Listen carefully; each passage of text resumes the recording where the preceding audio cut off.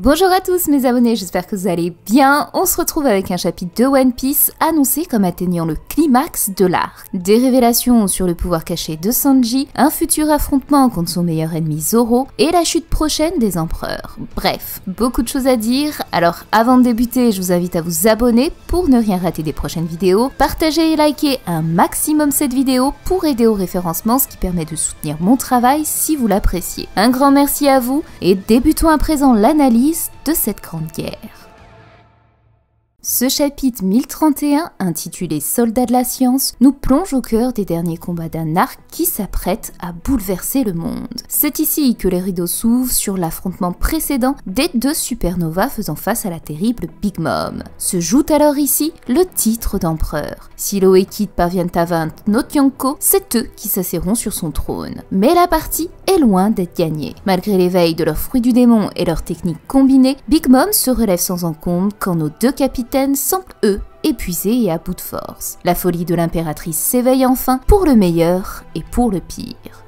Un chapitre qui commence fort de par le côté badass et charismatique de Big Mom, lui redonnant une certaine crédibilité, ce qui m'a forcément fait plaisir. Cependant, on note tout de même une incompréhension au niveau de l'utilité de Soul Pocus dans ce chapitre. Elle utilise cette technique sur les sbires de Kaido pour extraire leurs armes et les réintroduire dans les décombres métalliques environnants. Il serait alors d'autant plus facile pour Kid de retourner ses armes contre Big Mom avec ses pouvoirs, comme il l'a parfaitement illustré avec Napoléon, l'aimant à elle dans le chapitre précédent. Une scène qui n'a donc pas vraiment de sens si ce n'est de donner un avantage supplémentaire aux supernovas. Reste alors à savoir comment ce duo va venir à bout de Notyanko. Il est assez difficile de théoriser sur ce combat puisqu'Oda n'a jamais dévoilé toute l'étendue des pouvoirs de Big Mom, et encore moins face au Mugiwara. De Whole Cake Island à Wano, les seuls véritables dégâts occasionnés ont toujours été dirigés contre sa propre armée ou l'équipage de Kaido. On se souvient de sa victoire éclair contre Queen, de sa capacité à fendre le ciel en deux face à Kaido, ou encore de transpercer en une fraction de seconde ulti un Zoan antique. Mais lorsqu'il s'agit de la partie adverse, on peut clairement voir qu'elle ne brille pas. Malgré son incroyable force, elle finit de nouveau dans les décombres sans même occasionner de gros dégâts à Kid et Law et offre dans ce chapitre un parfait atout en utilisant des homies métalliques. C'est pourquoi je parviens pas à élaborer de théories sérieuses sur ce combat car l'équilibre des puissances me semble pas respecté, ce qui donne un avantage conséquent aux supernovas. Malgré cela, on peut tout de même noter certains détails intrigants. En extirpant un an de son espérance de vie, Big Mom est devenue gigantesque. Mais qui dit plus grande taille, dit beaucoup moins rapide. Sans compter qu'elle n'a pas seulement décuplé son corps, mais elle a également fait grandir ceux de ses trois principales âmes. Or Napoléon est la meilleure arme que Kid pourra retourner contre elle. D'autant que son nom est tiré du véritable empereur Bonaparte qui perdit les batailles de Trafalgar et Waterloo, soit deux termes qui composent aujourd'hui le nom du supernova qu'elle affronte. Je pense donc que tout va se jouer sur la grandeur et l'éveil ultime des fruits de Kid et Law. Comme il le précise, ils ont tous deux un atout à jouer, d'autant que celui de notre chirurgien de la mort est titanesque avec l'opération de Jouvence. Mais sera-t-il prêt à aller jusque-là quand aujourd'hui son but est de rester en vie pour apprendre toute l'histoire du siècle manquant? Mais surtout, à qui sera-t-elle véritablement profitable? Là sera tout l'enjeu de cette technique. De l'autre, Big Mom a perdu un an de son espérance de vie. On ne sait cependant pas combien d'années il lui reste, ni même le nombre de fois où elle a fait usage de cette technique. Elle a combattu aux côtés des Rocks durant l'épisode de God Valley, affrontant deux monstres de puissance que sont Goldie Roger et Monkey D. Garp. Aujourd'hui, elle se retrouve de nouveau face à un D, et comme elle le précise, cela fait bien des décennies qu'elle n'avait pas ressenti une telle douleur. Ce qui laisse présager que Big Mom a pu utiliser cette technique par le passé, et donc que son espérance de vie a déjà été réduite. Il serait alors intéressant d'imaginer que l'année qu'elle vient d'extraire soit finalement celle la menant à sa perte. Malgré tout, je pense pas qu'Oda ait opté pour un choix pareil, mais il n'est cependant pas impossible que ce pouvoir provoque chez Big Mom une faiblesse. En somme, l'issue finale de ce combat laisse de grandes interrogations, d'autant que la famille Charlotte n'est toujours pas réapparue. Tout va donc reposer sur l'intérêt scénaristique qu'il reste à Big Mom, à savoir s'il est utile de la vaincre dès à présent, à l'image de Kaido, ou s'il est nécessaire de la garder pour un rôle futur bien précis. Alors, réussiront-ils à la vaincre au même moment que Luffy détrônera cet autre empereur qu'est Kaido pour nous offrir un final brûlant du trio des supernovas? Mais surtout, quel éveil ultime des fruits du démon risque d'apparaître? Des combats qui réservent bien des surprises et dont j'ai vraiment hâte de connaître le dénouement final. C'est à travers ce champ de bataille embrasé qu'on se dirige vers deux autres supernovas sur le point de faire une alliance. Sans surprise, Drake a refusé la proposition d'Apu et souhaite rester aux côtés des Mugiwara pour honorer sa promesse. Mais c'était sans compter l'arrivée fracassante de Yamato qui interrompt leur combat. Elle leur annonce que ses liens avec son père sont définitivement brisés et se dirige droit en direction de l'artillerie cachée au sous-sol d'Onigashima. Sans perdre un instant, elle envoie au sol Drake qui lui fait savoir que lui aussi a abandonné Kaido. Ce qui n'est néanmoins pas le cas d'Apu et des trois Numbers qui l'accompagnent. Ils se mettent alors à prendre en chasse Yamato. Et c'est ici que le jeu du loup commence. Mais qui va donc bien pouvoir affronter les Numbers? Et surtout, Yamato va-t-elle arriver à temps pour stopper le désastre sur Onigashima et la capitale des fleurs? Tout l'enjeu de ces quelques cases est ici.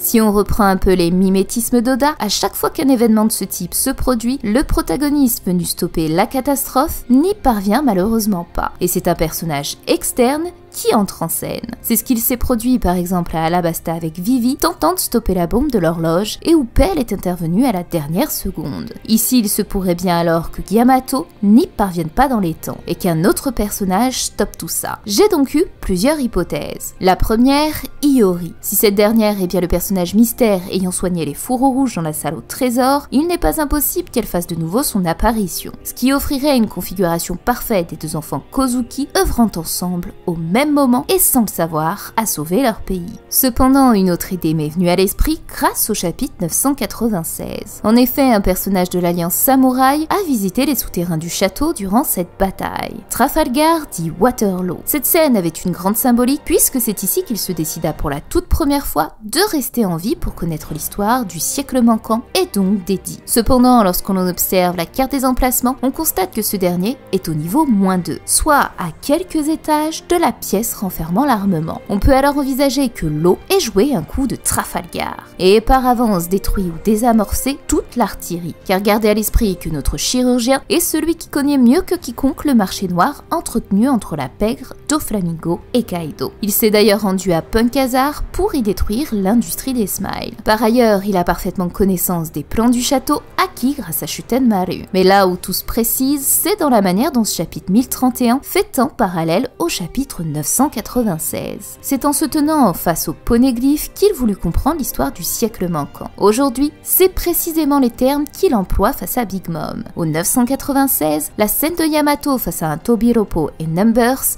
est presque identique au chapitre 1031, puisqu'elle se retrouve à nouveau dans une configuration où elle souhaite dégager le passage face aux deux Tobiropo, que sont Drake et Apu, ainsi que les Numbers qui les entourent. Cette similitude de cases est alors intéressante, et pourrait nous laisser imaginer que Law, le seul personnage à avoir été aussi proche de ce souterrain d'armement, aurait anticipé et détruit cette cargaison avant que cette dernière ne fasse des dégâts. Reste cependant une toute dernière hypothèse, un personnage lié à l'enfance de Yamato. Comme on l'a vu, cette jeune fille fut par le passé enfermée dans la grotte d'Amaterasu. C'est ici qu'elle y rencontra 3 samouraïs, dont la 2 était Shimotsuki ou Shimaru. Pour continuer le parallèle de Vivi Yamato, celui qui était en charge de stopper la bombe d'Alabasta fut Pell, le mentor de la jeune enfant Vivi. Dans cette logique, il serait bon de se demander si un personnage de cette envergure n'existerait pas pour Yamato, sachant que nous sommes nombreux à avoir noté des similitudes entre les 3 Numbers et les 3 samouraïs de la grotte d'Amaterasu. Peut-être se révéleront-ils sous leur vrai jour et qu'ils se sacrifieront pour stopper ces bombes. Ou alors Jiukimaru, le renard aux côtés d'Ushimaru Shimotsuki, ferait-il son apparition? Tout reste possible. Mais quelles que soient ces 3 propositions, Iori, Law ou un personnage lié au passé de Yamato, l'enfant de Kaido pour moi risque de ne pas arriver à temps. Mais alors, qu'adviendra-t-il de Drake et de son rôle? Eh bien, il nous entraîne tout droit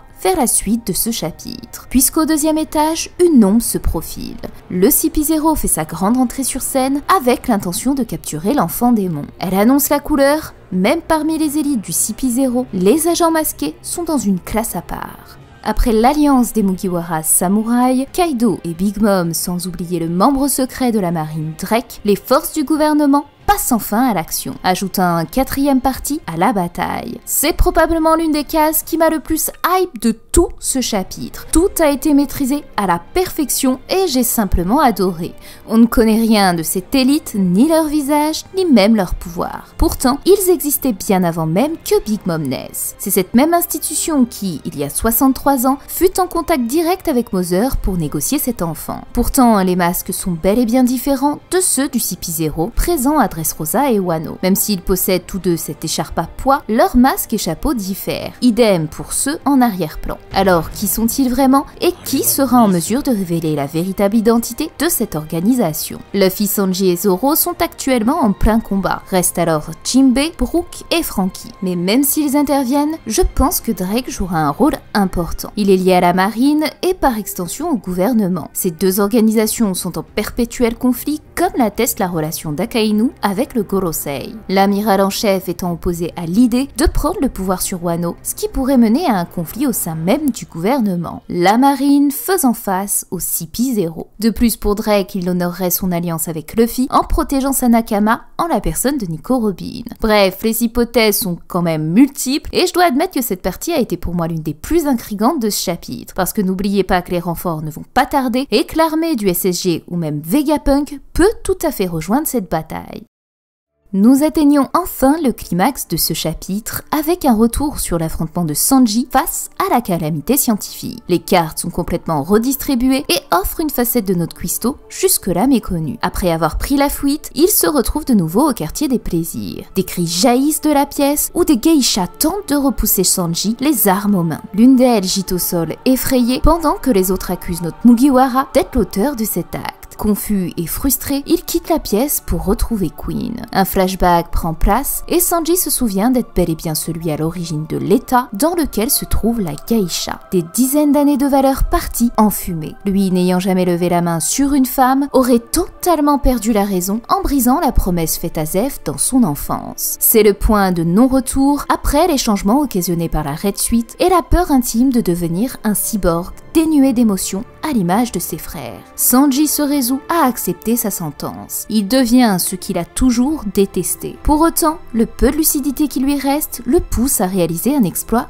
inattendu. Briser sa Red Suite. Face à l'ancien collègue scientifique de son père, n'attendant que le moment où Sanji allait utiliser la quintessence de la science du Germa, ce dernier préfère mettre un terme à ce cauchemar en détruisant la capsule emblématique des Vinsmoke. Avant de poursuivre le combat, il s'assure de contacter Zoro avec un Dendenmuchi qui lui aura préalablement donné. La nature de cet appel est des plus simples. Si Sanji se transforme en un monstre sanguinaire et sans émotion, alors il compte sur son meilleur ennemi pour en finir avec lui sans avoir à hésiter une seule seconde. Une requête qui ravira Zoro, acceptant avec grand plaisir le rôle de bourreau qu'on lui a désigné. C'est sur ces mots que Sanji passe à la vitesse supérieure dans son combat contre Queen. Il disparaît instantanément pour réapparaître enflammé. Et c'est avec l'attaque suprême Hell Memories que Sanji clôt le rideau et transforme à tout jamais ses souvenirs en une chaleur de l'enfer. Voici un scénario des plus inattendus pour Sanji. Lui qui n'a jamais accepté de lever la main sur une femme, lui qui tentait de repousser par tous les moyens la science des Vinsmoke, se voit aujourd'hui brisé et demander à Zoro de mettre fin à sa vie si ce dernier venait à perdre la raison. Un moment riche d'émotions et qui démontre tout le côté profond et sensible de Sanji. Son corps change à présent et même son sourcil prend la forme de celui de ses frères. Nous assistons à l'évolution de la science à son paroxysme. Mais est-ce véritablement le cas? La réponse est évidente et immédiate, jamais. Oda lui-même nous l'affirme. C'est pourquoi le dilemme auquel Sanji s'est confronté fut primordial. Le roi des pirates a-t-il besoin d'un homme capable de commettre les pires atrocités ou d'un humain inutile contre la jante féminine? C'est comme cela que Luffy l'a choisi. C'est comme cela qu'il l'a pris dans son équipage et c'est comme cela que Sanji terminera sa route aux côtés de celui qui deviendra le roi des pirates. Nul doute que Luffy ne croira jamais que Sanji Sanji puisse lever la main sur une femme. Et c'est pourquoi je me dois de ne pas y croire et trouver une explication plausible pour justifier la scène qui s'est produite. Je me suis alors rappelé d'une chose, la prédisposition que Queen semble avoir pour briser l'esprit et la volonté d'une personne. Lorsqu'il a été introduit pour la toute première fois au chapitre 925, King lui prêtait le devoir de briser l'esprit des prisonniers d'Udon. Kaido, avant ça, voulait lui aussi soumettre Luffy en écrasant son esprit et en faire un de ses soldats. Queen aurait alors réussi l'exploit de briser l'esprit et la volonté de Sanji, en lui remémorant les souvenirs du Germa, en le poussant à dévoiler sa véritable nature de cyborg, et cela depuis le début. Tout ça n'avait que pour seul objectif de détruire Sanji mentalement au point de lui faire penser ou agir à sa propre guise. Le traumatisme du Germa, des Vinsmoke, la remise en question de sa nature humaine, il serait plongé dans ce que l'on appelle une folie. Deux choses auraient alors permis cet exploit, les Vinsmoke et les femmes, les deux plus grands points faibles de notre prince. Un prince charmant devenu laid en levant la main sur une dame lorsqu'il mêle son âme à celle du Germa. Tout ne serait alors qu'une illusion se déroulant dans son esprit. Et ce mirage pourrait d'autant plus être appuyé grâce au pouvoir du précédent ennemi auquel s'est confronté Sanji, Black Maria. Son pouvoir réside avant tout dans son fruit du démon qui lui offre la capacité de créer des mirages. Elle n'a d'ailleurs pas hésité à tromper Nico Robin en invoquant Clover, sa mère et Zoro pour se jouer de ses sentiments. Rien n'empêche alors que le Sanji ayant frappé une femme ne soit pas finalement une création de cette dernière. Et un indice pourrait appuyer cette idée, puisque Black Maria est liée à Sanji depuis le commencement de cette grande guerre d'Onigashima. Au chapitre 981, il est précisé qu'une erreur de calcul avait été faite. Le quartier des plaisirs n'était pas mentionné sur les plans du château. Et sur le panneau, il était inscrit « Malheur aux hommes qui se lient aux femmes ». Allez savoir si finalement ce bâtiment ne serait pas un mirage créé à partir du pouvoir de Black Maria. D'autant qu'après cette découverte, Sanji fut le premier à visiter les lieux, pour y ressortir quelques minutes plus tard décomposé, sans que personne ne comprenne réellement ce qui s'était produit. Encore plus mystérieux, le narrateur explique que suite à l'agitation causée par Luffy, les geishas ont quitté les lieux. Pourtant, dans ce chapitre aujourd'hui, elles sont de retour alors que la guerre bat son plein. On peut alors imaginer que Black Maria lui ait préparé une pièce de théâtre machiavélique, se jouant de son amour et de son respect envers les femmes, tandis que Queen n'avait plus qu'à lui briser l'esprit en le poussant à utiliser sa Red Suite et lui parler du Germa. Malgré tout, même si cette scène se passe dans son esprit, dans son imaginaire, cela n'explique ni comment ni pourquoi Sanji ressent des changements physiques, des changements qui le poussent à penser que son évolution a pris le dessus sur sa volonté en le transformant en monstre sans émotion à l'image de ses frères. Comme Sanji l'explique au chapitre 1029, il fallait remonter à la source pour comprendre comment tout cela a pu se produire. Aujourd'hui, il a compris que la cause était sa Red Suite et l'a donc détruite. Cependant, l'exosquelette des Vinsmoke est ancré dans leur ADN et non à partir d'une simple combinaison. En robotique, l'exosquelette est décrit comme un équipement articulé et motorisé fixé sur le corps, ce qui permet alors d'accroître sa force physique, sa vitesse et obtenir une résistance extrême, soit le principe même de la Red Suite. Cependant, là où les combinaisons des enfants Vinsmoke apportent une capacité différente à chacun, conduire l'électricité, absorber le poison ou générer des rayons d'énergie, celle de Sanji lui permet de devenir invisible et ainsi se fondre dans l'environnement. Et c'est le point principal de mon hypothèse, car on pourrait se demander si finalement l'exosquelette que Sanji suppose être une modification génétique identique à celle de ses frères ne serait pas finalement l'exosquelette de sa propre Red Suite. Cette dernière étant transparente, elle pourrait alors avoir été rattachée au corps de Sanji, faisant d'elle une combinaison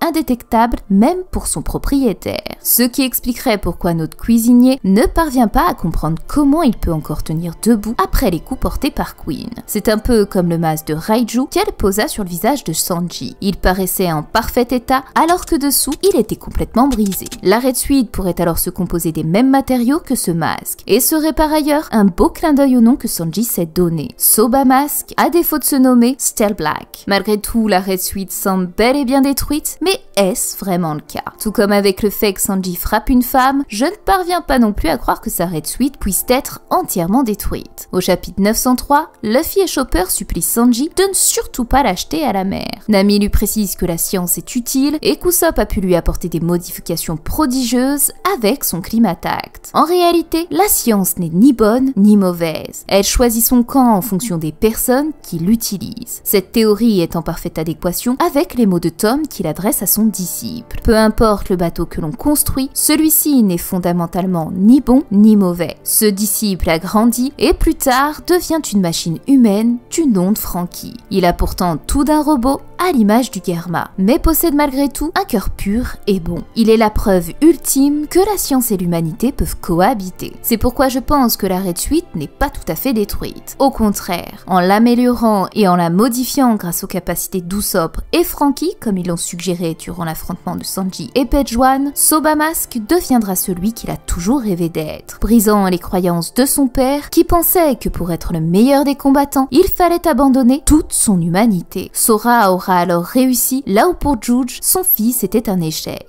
Mais si cette théorie est juste, alors cela suppose qu'un combat entre Zoro et Sanji n'est pas envisageable. Oda adore teaser l'affrontement de ce duo. On en a eu un bref aperçu avec la hype que se sont créés les fans autour d'une théorie selon laquelle au chapitre 944, Sanji affronterait Zoro. Oda a tenu en haleine les lecteurs en laissant apparaître au chapitre 943 les retrouvailles de ces monstres de puissance côte à côte. Mais finalement, il n'en a rien été. Ici, Sanji va gagner contre Queen. Il n'y a aucun doute possible. Or même si ce dernier venait à perdre l'esprit, il ne mourrait pas pour autant. Pour preuve, lorsque Chopper utilisa sa forme Monster Point, lui aussi n'avait plus conscience de son environnement. Ce n'est pas pour autant qu'ils l'ont tué ou même mangé. Donc même si ça venait à se produire, nul doute que nos Mugiwara trouveront un moyen d'y remédier. D'autant que la venue de Vegapunk, l'ex-collaborateur de son père, est annoncée depuis les tout premiers chapitres de l'arc Wano. Je n'ai donc pas vraiment de crainte à ce sujet. Si affrontement il y a, j'imagine mal Zoro tuer son compagnon même si Sanji lui demande. Alors je pense qu'on est tout de même nombreux à vouloir imaginer un combat sérieux entre ce duo infernal et s'il venait à apparaître dans un chapitre, j'avoue que je ne saurais pas qui en sortirait grand vainqueur. Et vous, sur qui miseriez-vous entre Zoro et Sanji? C'est sur cette question brûlante que la review va se clore. Je vous laisserai donc répondre en commentaire et en attendant, j'espère que la vidéo vous aura plu. Nous on se donne rendez-vous dans les prochaines semaines pour la grande théorie sur Laftel. Ça y est, la première partie est écrite, elle est bouclée. Il me reste donc plus que le montage avant de vous le publier. Alors en attendant, je vous souhaite à tous de passer une bonne semaine ou un bon week-end. Et bien sûr, comme toujours, prenez bien soin de vous.